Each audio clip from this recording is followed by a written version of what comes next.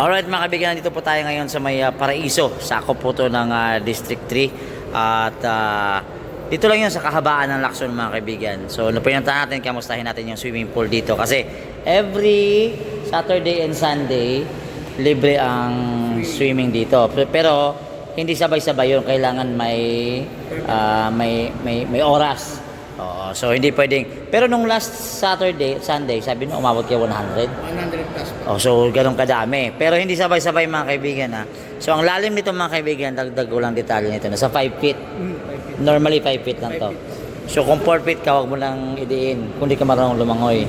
Kasi sigurado, blow ka talaga dyan. Oh. So anyway mga kaibigan, nandito tayo. Kamustahin natin dito. Maayos ang sitwasyon dito. So sir, kamusta naman ang sitwasyon dito sa complex na to? Okay naman po dito. So ito ay pangangalaga ng PRB, tama? Yes, ni Director Pio Morabe.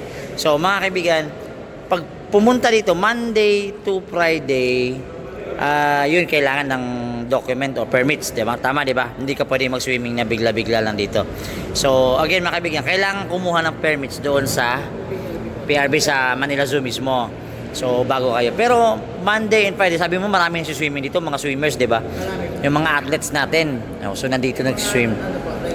Regular schedule 'yon. So Monday to Friday 'yan.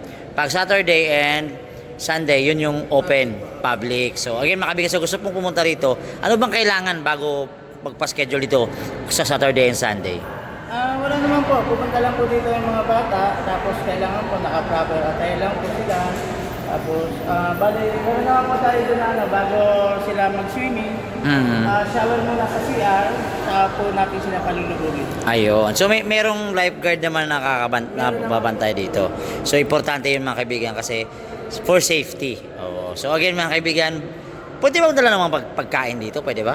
Pwede naman po. Pero meron po tayong area doon lang po sa labas. Na pwedeng kumain. Pagka dito po sa loob, minsan hindi ko na po Nakakalat. yung napupunta na din sa loob. Oh, so itong swimming pool natin, ano ba to? Paano ba regular schedule ito? Paano ba paglilinis nito? Araw-araw? Araw-araw po namin silang nililinis, binabakyum po. Tapos, Ano, naka-vacuum pala to? nakabakyum Okay, po. Tapos, yung filter naman po, araw-araw din po yung nililinis ko. So nabubukas to, umaga, ano oras? Mga 6 a.m. Closing nito, 6, alas alas 10 po. 10 ng gabi. So di ba sa taas ito may court pa, di ba? May basketball court. So pwede pala din kung galing sa taas, kung ka ng permit, pwede ka mag-swimming ito kung gusto mo. So anyway mga kaibigan, Idol, thank you. May gusto ka bang batiin, Idol? Binabati ko po ng magandang hapon si Yormis Moreno at saka po si Director Pio Morabe at saka ang aming OIC na rin po dito sa Paraiso ng Kabataan. Ayan. Si Mandoy at Generosori sa Villa. Ayun. So shoutout din kay Vice Mayor Chi Atienza sa lungsod ng Maynila, mga kaibigan. Ito po yung libreng swimming pool. Actually marami to. Hindi lang ito.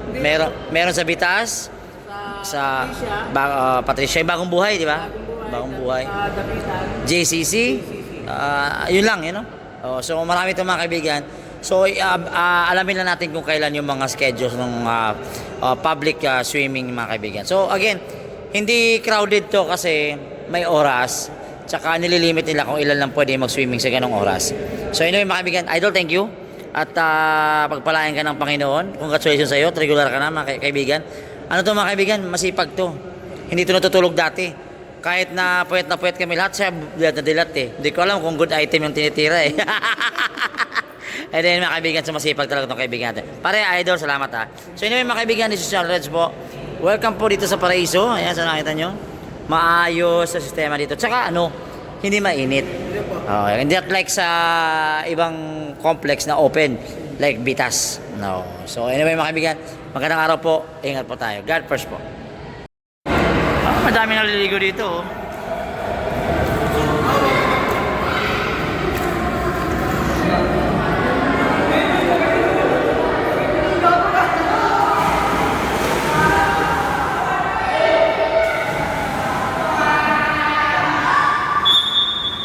Yun, bawal tumalon sa swimming pool mga kaibigan. The party begins mga kaibigan. Ito nakita nyo. Ayan po. Diba?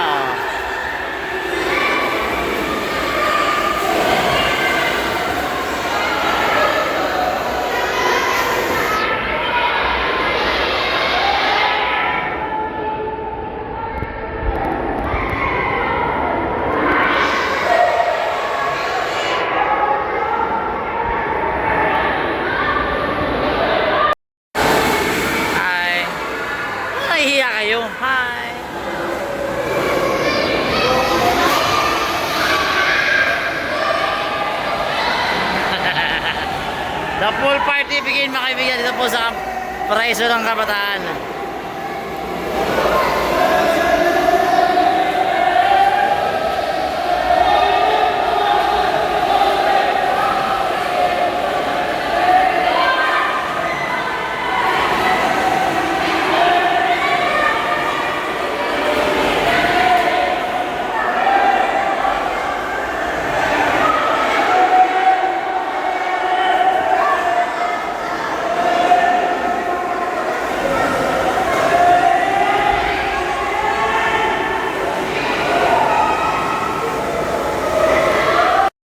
Alright mga kaibigan, nang lipat na naman tayo mga kaibigan tayo sa Vitas Sports Complex mga kaibigan. Ito yung Vitas Aquatic Center na sinasabi.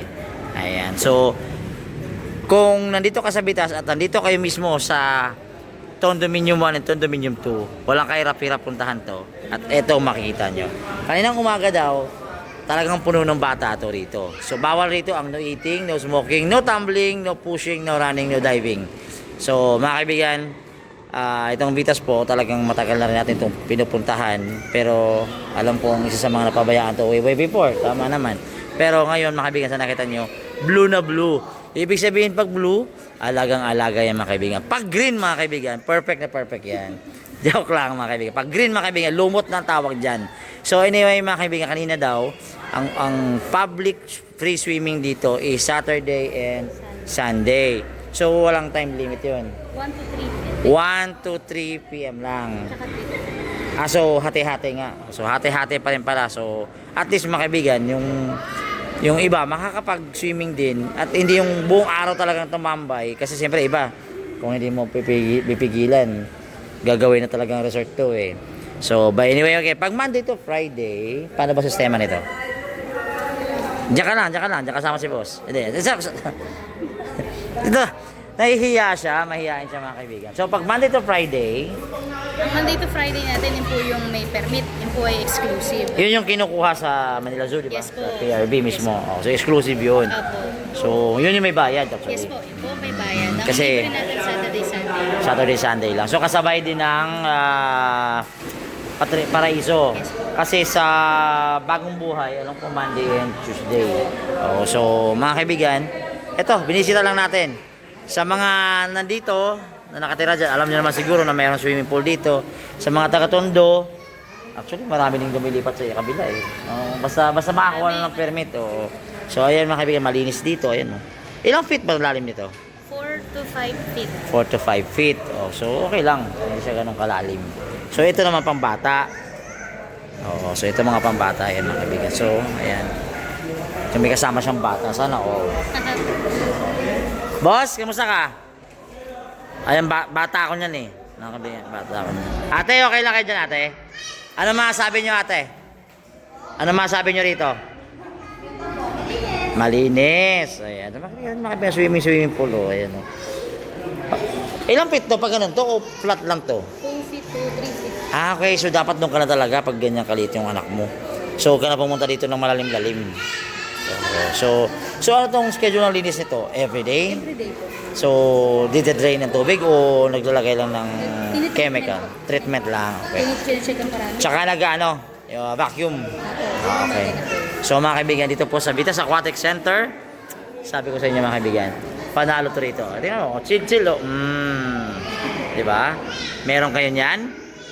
Diba? Sana all talaga. Alright mga kaibigan, so magandang hapon po. This is Charles Reds po. Welcome po sa aking vlog again. Please do subscribe and share itong mga vlog natin sa Facebook, sa YouTube, Instagram, and more. Hanapin nyo lang sa social media channel Reds, Zay Andulo. Magandang araw po. Happy Sunday po everyone. Ingat po tayo. God bless po.